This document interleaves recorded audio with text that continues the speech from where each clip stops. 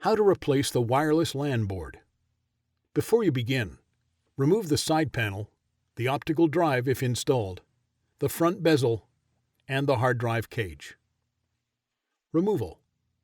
Disconnect the wireless LAN antenna cables from the wireless LAN board by grasping the connectors with a small pair of needle-nose pliers or tweezers.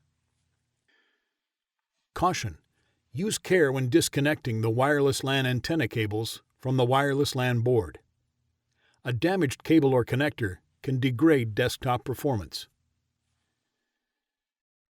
Remove the P1 Phillips-head screw that secures the wireless LAN board to the motherboard and allow it to rise to the spring tension position. Grasp the wireless LAN board by the edges and pull gently to remove it.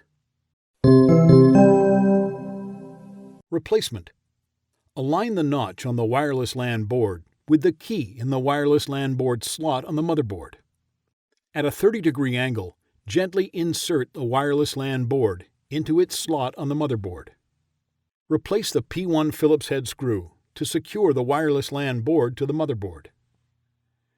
Reconnect the wireless LAN antenna cables to the wireless LAN board.